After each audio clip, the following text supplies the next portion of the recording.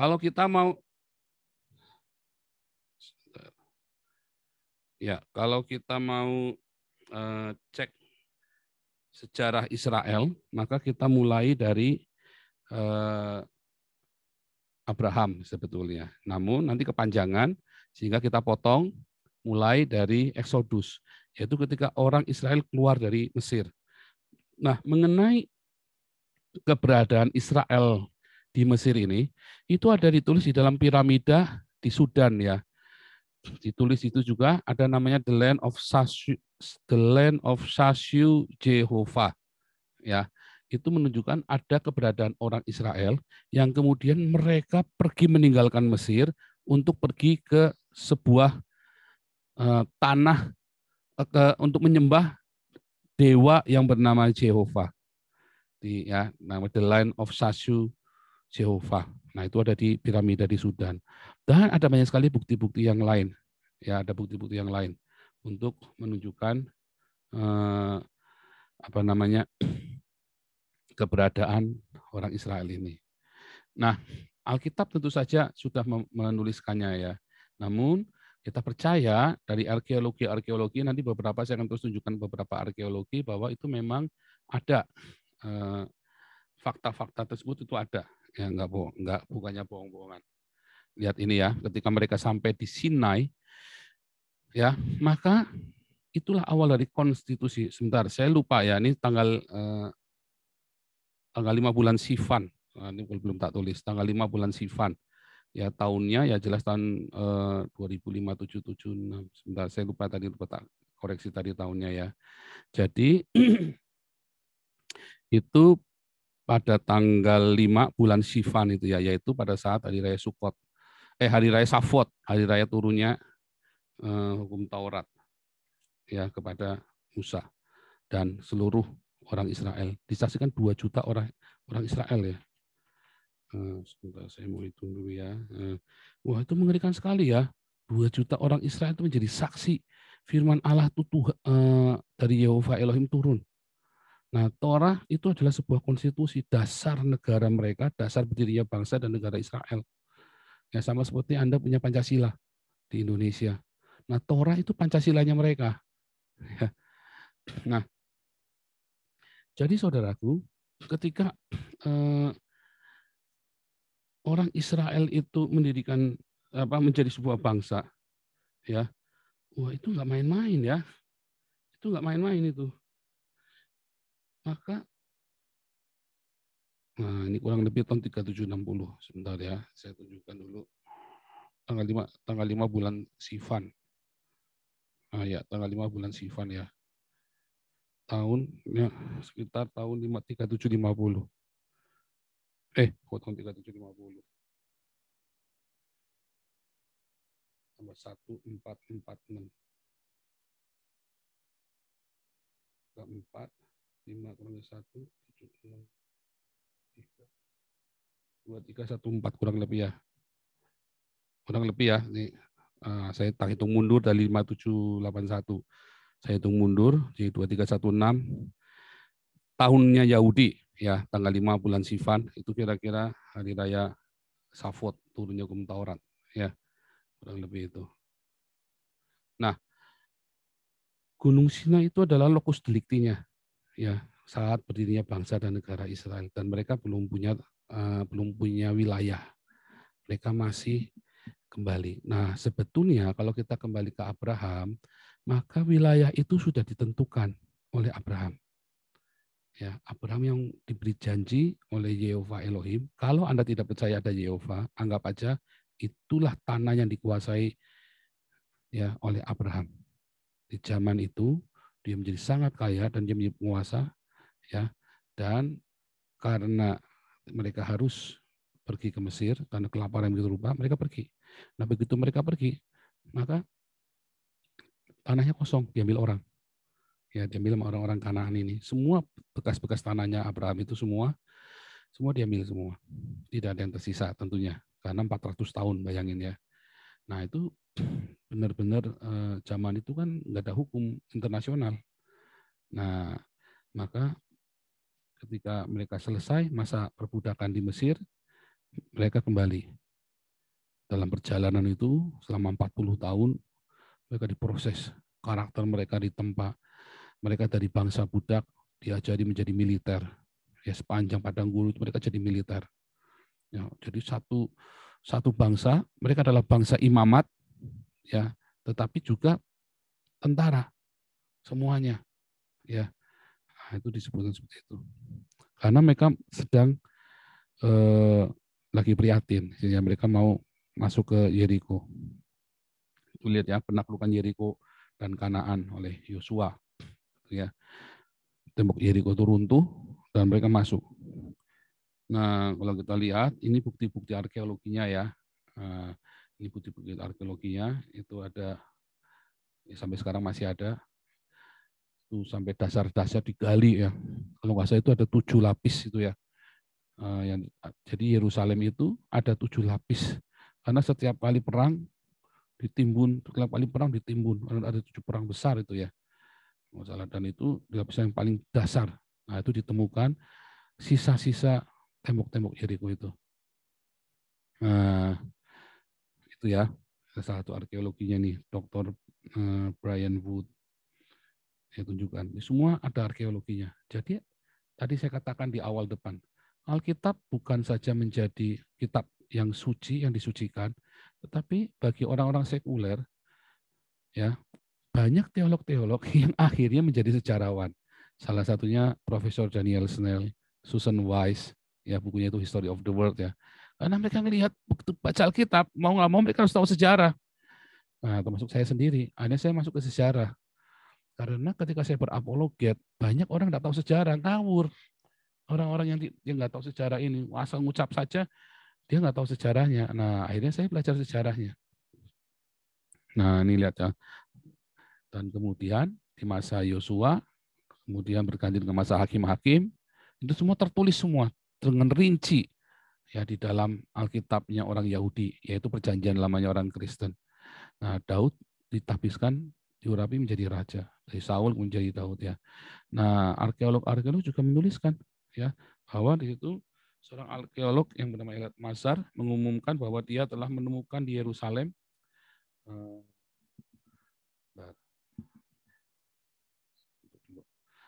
apa yang mungkin adalah istana Raja Daud. Sekarang disebut sebagai struktur batu besar. Penemuan Mazar itu, si arkeolognya, terdiri dari sebuah bangunan umum yang dia peroleh dari abad ke-10 sebelum Masehi, gulungan tembaga, tembikar dari periode yang sama, dan bulat tanah liat atau segel bertulis.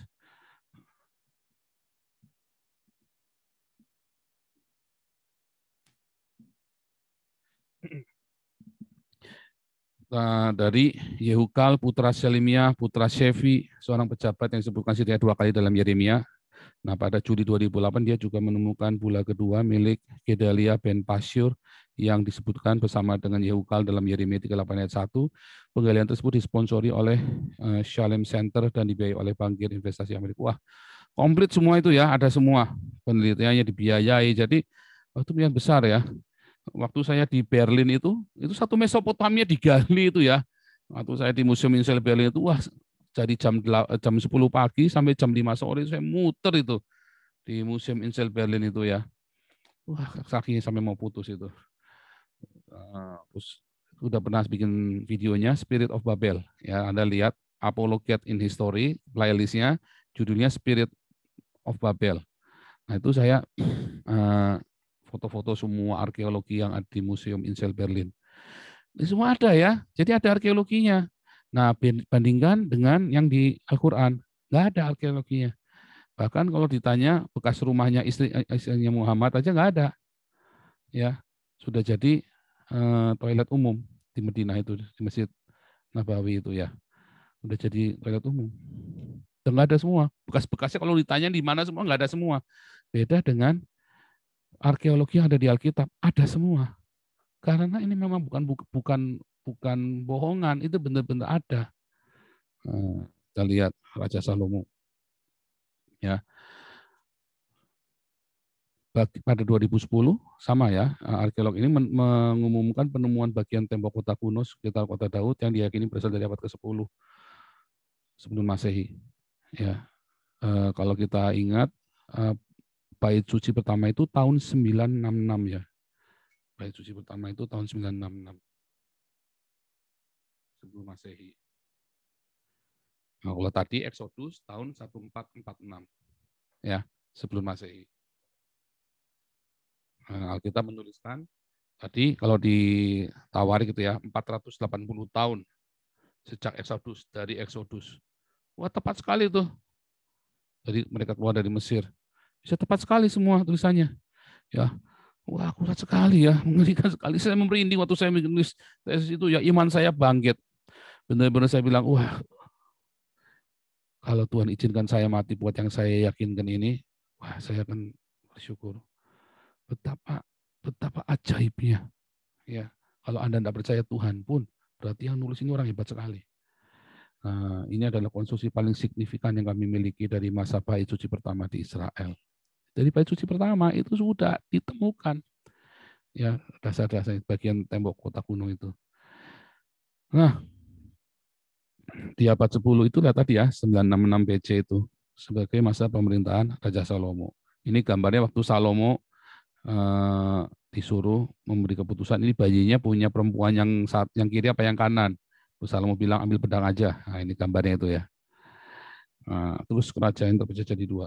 Wah, sebentar ya, ini saya lupa tadi sempat update tadi karena saya sebentar. Ya, ini kerajaan kemudian setelah Salomo meninggal, kerajaan terpecah jadi dua ya, Rehabeam dan Yerobeam. Nah, ini adalah sebuah patung lembu emas yang dibuat oleh Yerobeam supaya orang Samaria jangan pergi ke Yehuda. Ya. Nah, sampai dengan hari ini Torah Samaria itu juga masih dianut oleh beberapa orang-orang Yahudi Samaritan. Ya, masih ada dianut. Nah, jadi membuktikan bahwa memang cerita ini benar-benar ada. Batu percaya negara ini. Nah, nanti kita lanjutkan lagi. Nah, ini waktu Israel yang Samaria itu ditaklukkan oleh ini ya, Tiglat-Pileser, Asyurbanipal, sama Sargon ya. Ini semua ada di sini, ditulis semua, ada di Museum Insel Berlin tuh. Ya, ini apa namanya? Stelanya nih. Batu berpahatnya ini ada semua di sana. Nah, waktu itu saya foto-foto juga ada. Jadi ini ada semua ceritanya, baik yang ditulis di Syria, baik yang ditulis yang dalam Alkitab Yahudi ini atau perjanjian lamanya Kristen. Ajaib sekali ya, luar biasa sekali. Wah, mengerikan sekali ketepatannya. Kemudian setelah orang-orang Israel dibuang, nanti saya tunjukkan petanya. Nah, orang-orang Yahudi juga 200 tahun kemudian, ya tahun 580. Tadi orang-orang Israel itu tahun 700, orang-orang Yahudi, orang-orang Yehuda tadi, ya itu tahun 580-an. Nah, inilah Menara Babel. Ya, bukan Menara Babel. Patungnya Nebukadnezar. Nah, ini patung Sadrah Mesah Abednego kan. Cerita Sadrah Mesah Abednego. Yang disuruh menyembah patungnya Nebukadnezar. Ya kan? Nebukadnezar. Nebukadnezar ini yang tahun 586 yang mengalahkan Yehuda ya. Nah, terus ini tadi ya, ini ceritanya Daniel dengan zamannya Darius. Ya, Raja Darius. Ini zamannya Nebukadnezar.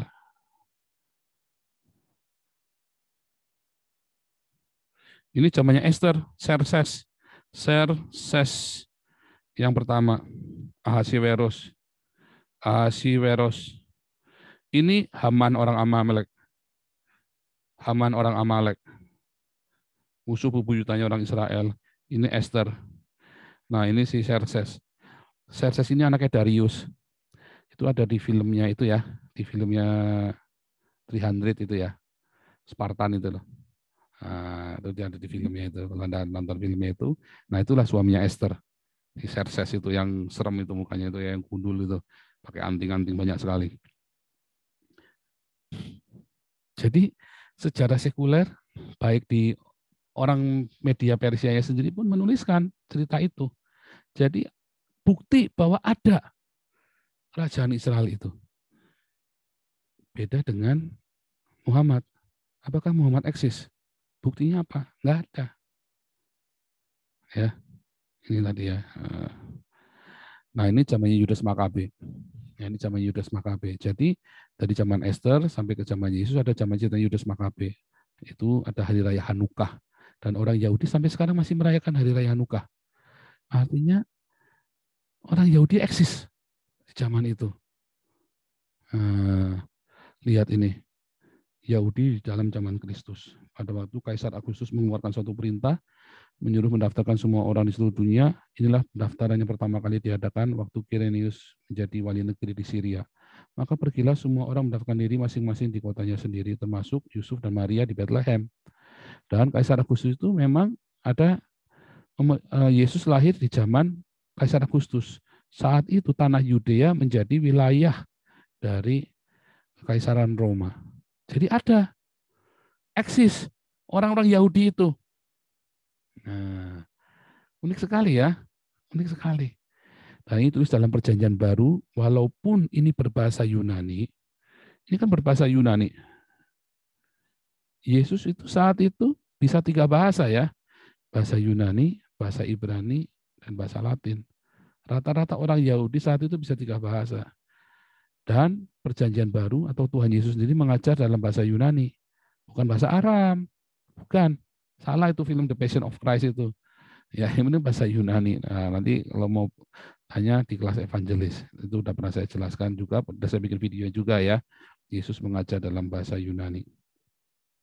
Namun, kita lihat di dalam penangkapan, waktu Paulus ditangkap di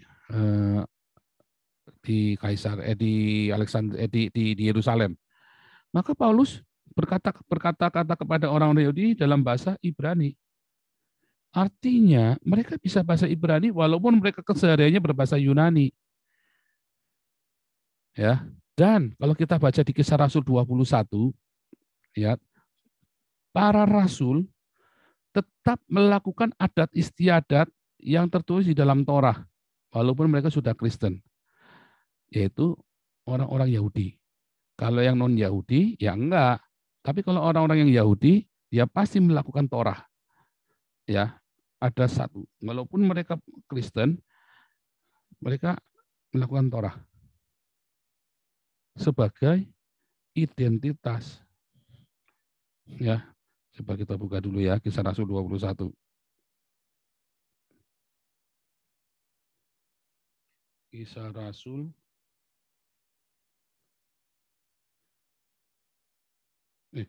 Kisah Rasul 24 ya. Ini tadi ya, Kisah Rasul, Paulus berbicara kepada orang Yahudi dalam bahasa Ibrani. Kan Perjanjian Baru ditulis dalam bahasa Yunani. Ya, dan ia berbicara dalam bahasa Ibrani kepada orang-orang yang nangkap dia itu. Ya, orang-orang Yahudi. Sama seperti kalau orang Cina Medan lagi meeting di kantor, kita pakai bahasa Indonesia.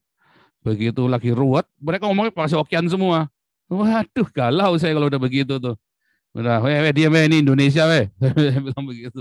Jangan pakai bahasa Dewa, saya bilang begitu kan. Ya susah mereka dari kecil, dari TK ceprot, lahir ceprot, lahirnya pakai bahasa Hokkien. Jadi mereka ketemu temannya mereka yang Hokkien semua yang ngomongnya Hokkien. Ya sayanya jadi kambing congek dengerin mereka ngomong.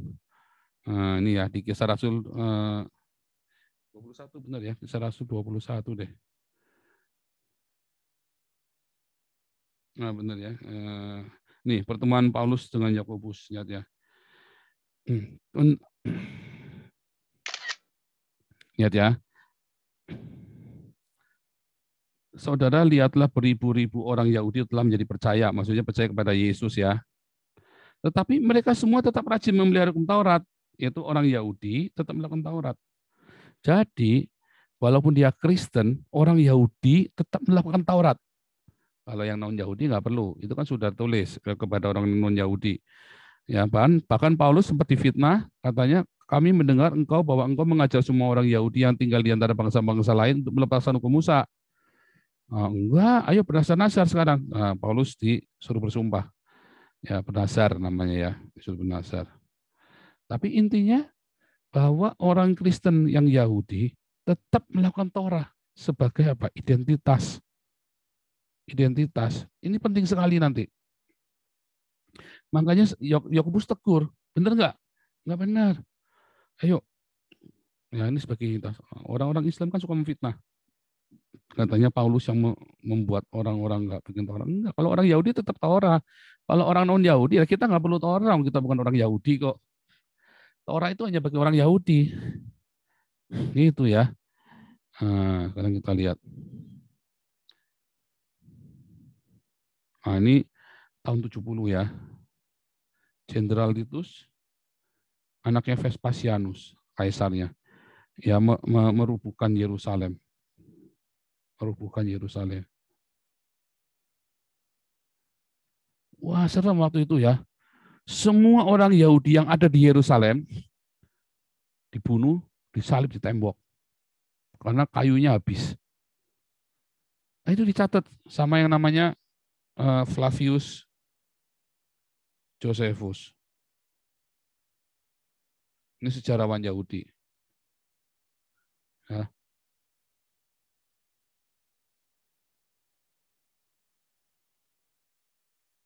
Sejarawan Yahudi itu.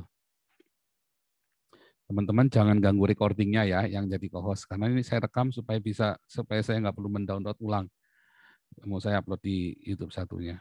Nah, jangan di pause, ya, biar jalan terus. Recordingnya jangan diganggu. Yang lain, yang co-host jangan utak-atik. Ya, sudah saya nyalakan, jangan diutak-atik lagi.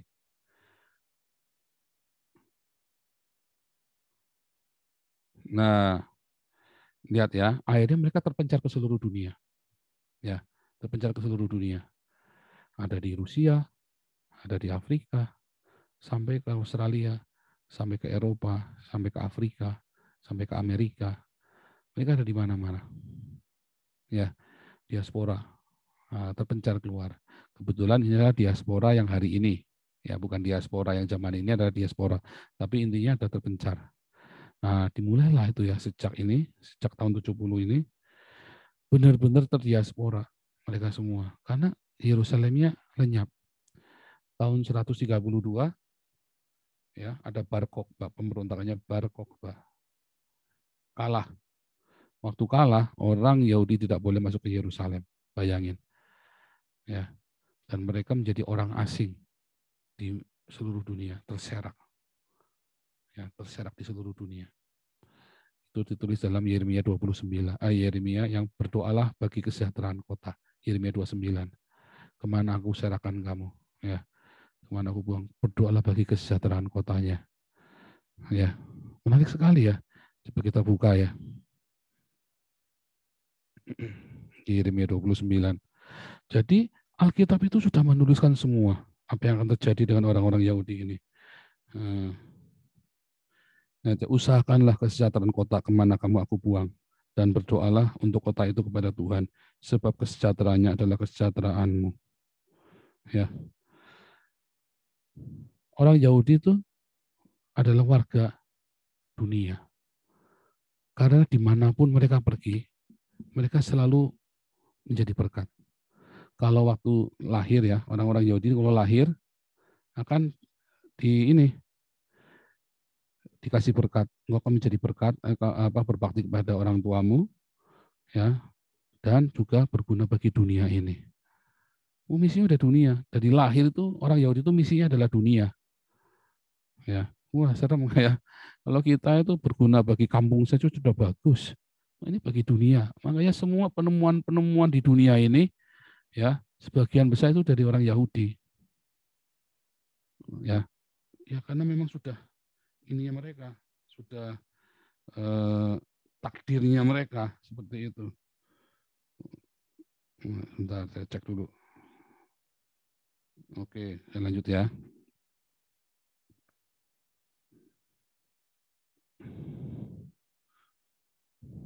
Nah ini ya. Jadi sebenarnya pernah terjadi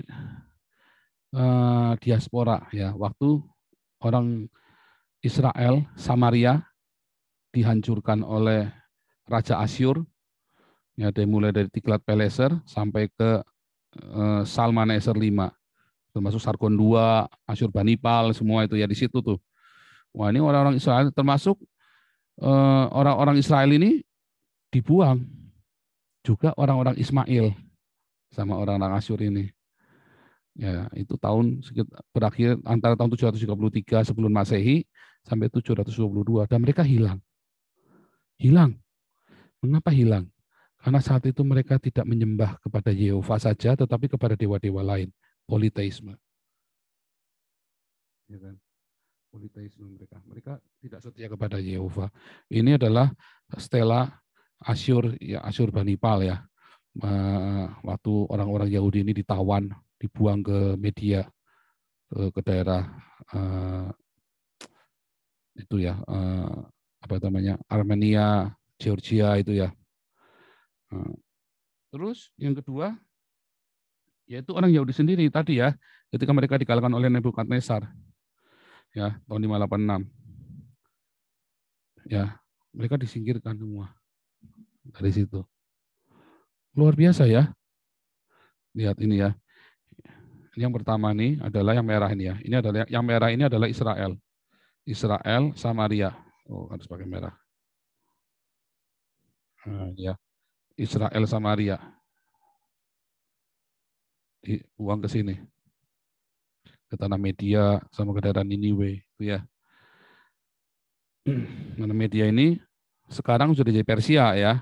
Kalau ini sekarang jadi Niniwe jadi Asyur, tapi yang sebelah sini udah jadi orang Georgia, Armenia.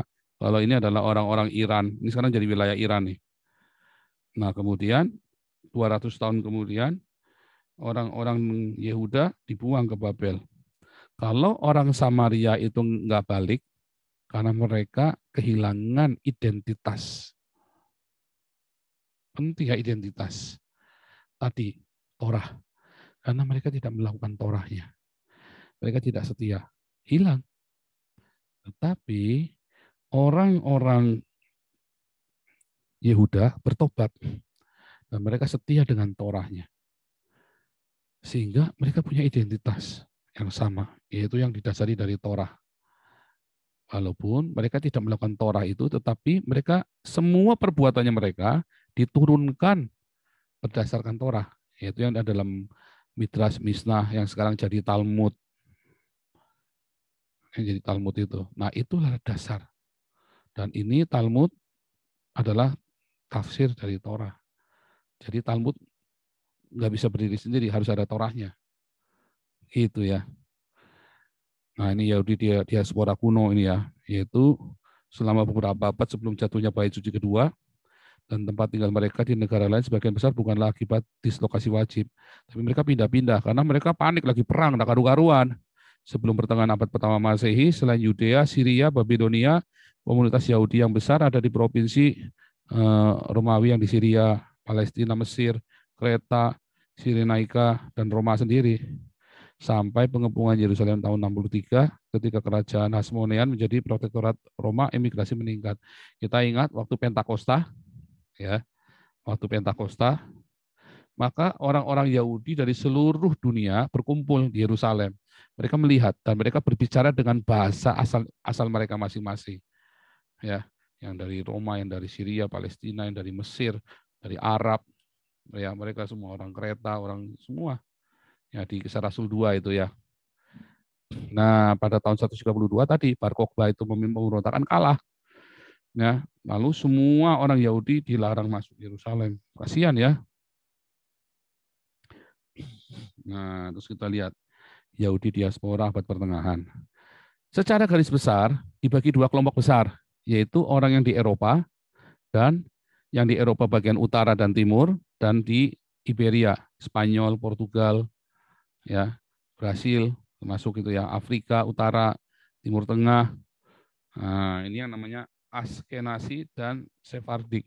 Secara garis besar itu, secara kelompok besar itu ada dua kelompok besar. Tapi nanti ada yang kecil-kecilnya nanti. Ya, ini kita lihat. Jadi Mereka semua punya identitas yang sama tadi. Torah yang diaplikasikan dengan Talmud. Yang namanya Yudaisme itu tadi. Ya. Nah, ini ya di diaspora abad pertengahan. Tadi lanjutnya Askenazi, Sefardi, Misrai, Temanim yang di Yaman, ya, Karaim yang tinggal di Mesir, Irak, Crimea, ada di seluruh dunia tuh. Nah, ini pernah Kamonik dulu ya, Yahudi diaspora. Nah, pernah dibahas. Nah, termasuk sekarang Yahudi modern, Yahudi Amerika, Kaifeng yang di Cina, Yahudi yang di Siberia, yang di Rusia, yang di Australia tadi. Nah, lihat ini. Berkali-kali orang Yahudi ini mau dibunuh, mau dihapus dari muka bumi. Ya, kita ingat waktu di Mesir, ya, selama 400 tahun. Ya, mereka pergi ke Mesir dan ditindas. Mereka nggak mati-mati. Terus mereka dibuang di Babel. Mereka nggak hilang, nggak mati-mati. Mereka balik loh.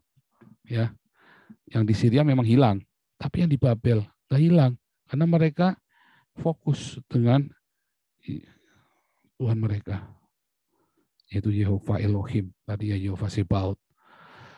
Perintah pemusnahan Persia oleh Haman tadi ya, zamannya Esther. Kalau kita baca ini Esther 9,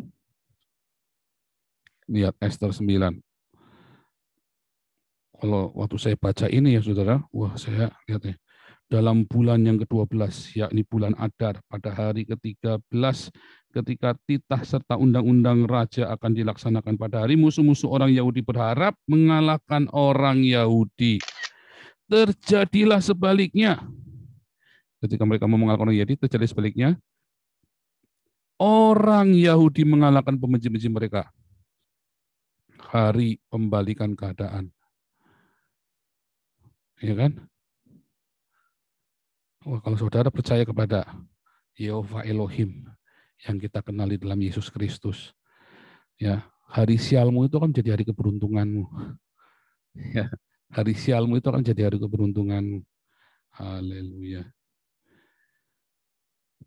Kemudian Yerusalem diruntuhkan tahun 70. Orang Yahudi disalib semua, ada 2.000 orang Yahudi, 20.000 atau 2.000, saya lupa angkanya. Nggak habis-habis. Tahun 132 tadi, Bar Kokhba kalah.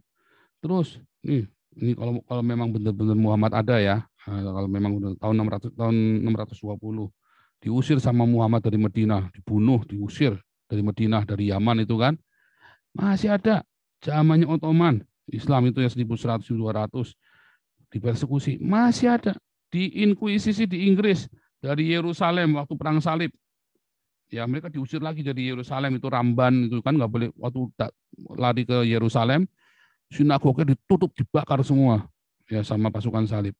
Inkuisisi di Spanyol abad ke-15, genosida di Jerman, 6 juta orang Yahudi dibunuh, bahkan pengusiran dari negara-negara Arab tahun 1948 sampai 1973. Tetap eksis. Oh, jelek. 1948 sampai 1973. Tetap eksis. Gila ini. Bagaimana mungkin sudah mengalami sedemikian rupa masih utuh? Lihatnya, kita lihat nih bagaimana. Saya lupa tulis tahun-tahunnya ya. Ini adalah para antropolog dan sosiolog ya, Ernest Renan, Perancis. Bangsa adalah sekelompok manusia yang berada dalam satu ikatan batin, dipersatukan karena memiliki persamaan sejarah dan cita-cita yang sama. Itulah definisi bangsa. Menurut Otto Bauer, bangsa merupakan sekelompok manusia yang memiliki persamaan karakter karena persamaan nasib, pengalaman sejarah budaya yang tumbuh berkembang bersama dengan tumbuh kembangnya bangsa. Menurut Ben Anderson, bangsa merupakan komunitas politik dibayangkan dalam wilayah yang jelas batasnya dan berdaulat.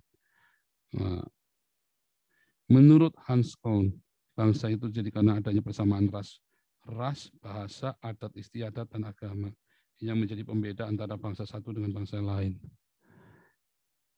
Dan Yahudi memiliki semuanya, kecuali tanah. Karena mereka terusir dari tanahnya. Tadi ya, lokasi tadi ya. Wilayah yang jelas batasnya. Kecuali ini. Tapi ini, Yahudi punya semua. Orang Yahudi di seluruh dunia menjaga adat istiadat berdasarkan Torah dan Talmud. Orang Yahudi di seluruh dunia berbahasa Ibrani. Tadi Paulus ya bisa bahasa Yunani, tetap berbahasa Ibrani. Orang-orang di Jerman mereka pakai bahasa Jerman, tetap berbahasa Yahudi. Teman saya yang kemarin itu yang terima Yesus itu tetap dia pergi ke sinagog berbahasa Belanda juga, tetap juga berbahasa Ibrani.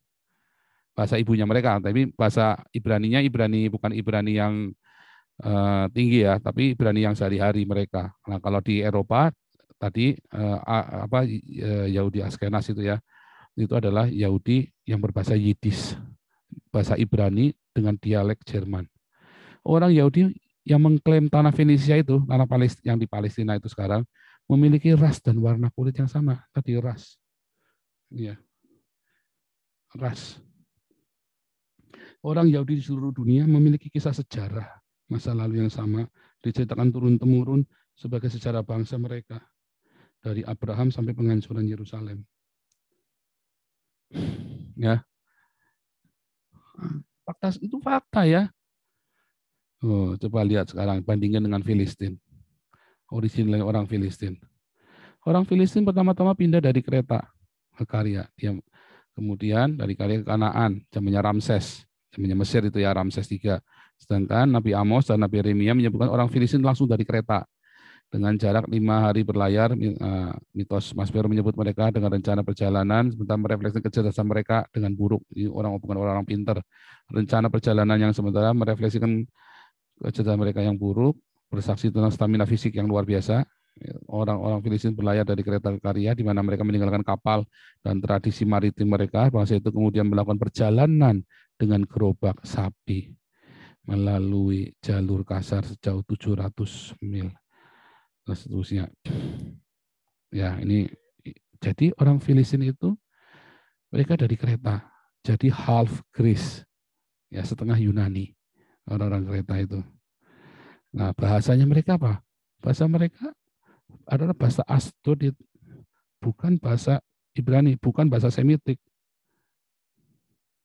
Bukan Semitik, tapi Asdodit dari Asdod.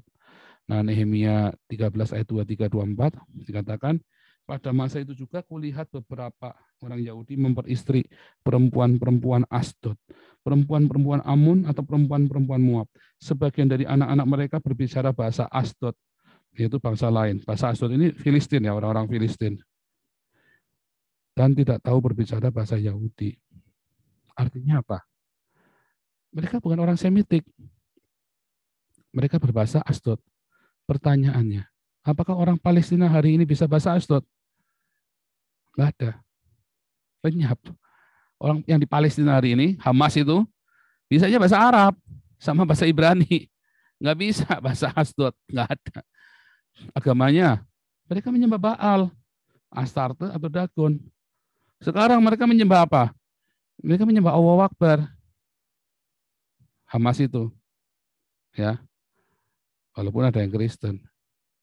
Tapi kita lihat orang Kristen yang Yahudi tetap melakukan Torah.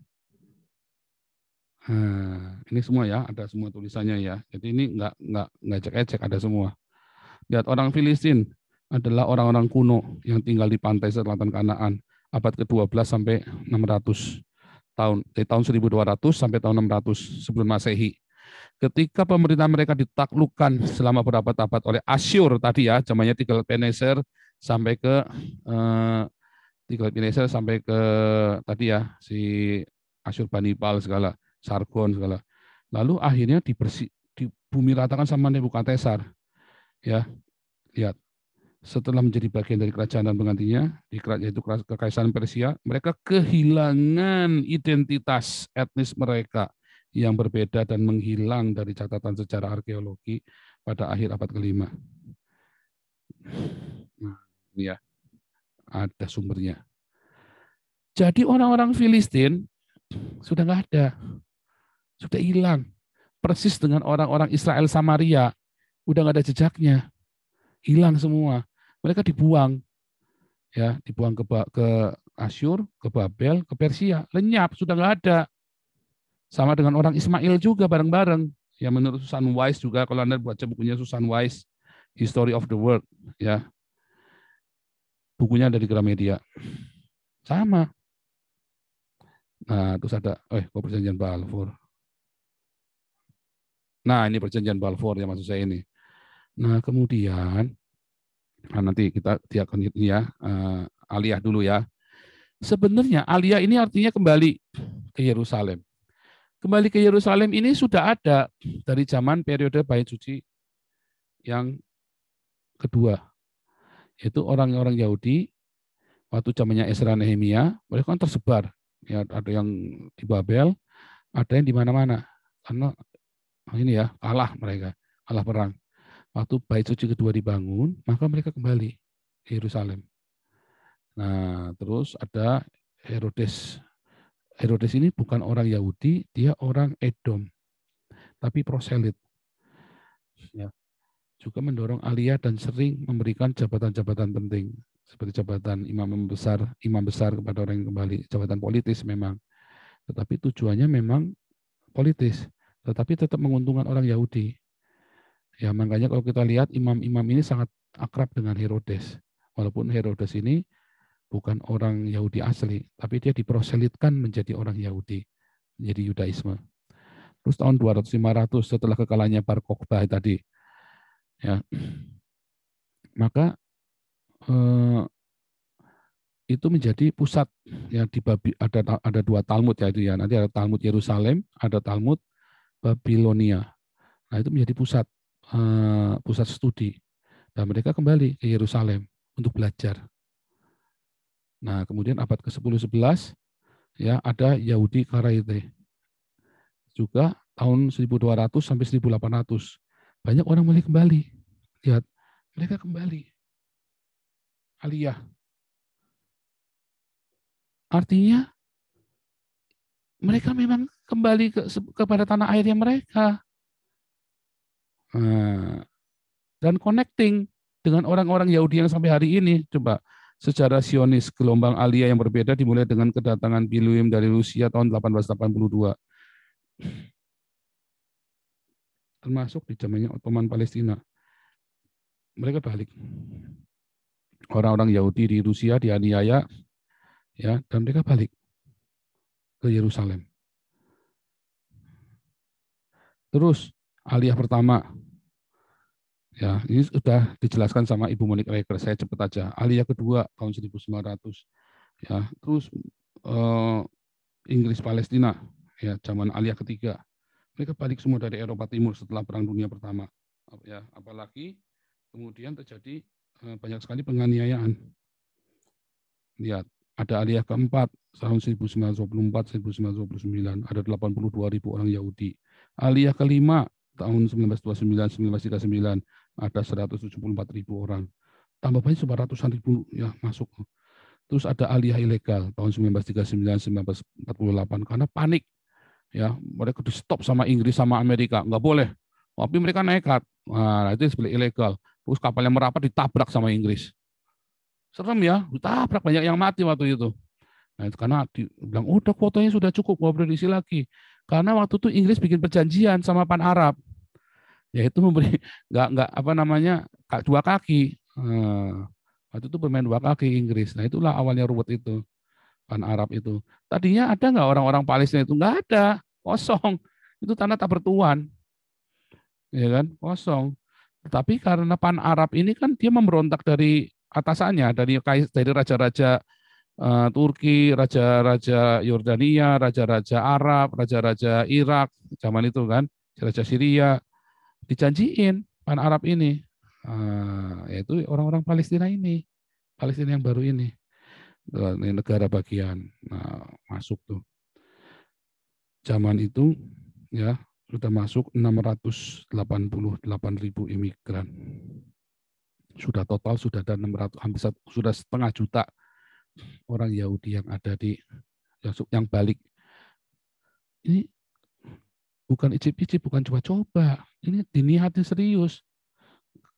Ya, yaitu mereka mulai digelar negara awal itu ya tahun 1948. Lihat ini jumlah populasinya nih ya. Cepat sekali nih ya. Intinya dari semua total itu dari 100.000 ya dari tahun 48 Tahun 53 sudah 723.000. Nggak kelihatan ya? Nggak kelihatan ya. Terus mereka bangun tuh kotanya tuh. Dari kota yang begini, sekarang jadi megah. Sementara di Palestina nggak dibangun mereka. Uangnya buat beli roket. Loh, lihat orang Yahudi. Dari kota yang gersang jadi metropolitan. Di Palestina nggak dibangun beli roket. Ya, nih semua. Zaman ini semua. Wah, serem ya. Oke, sampai sini dulu. Kita stop dulu, teman-teman.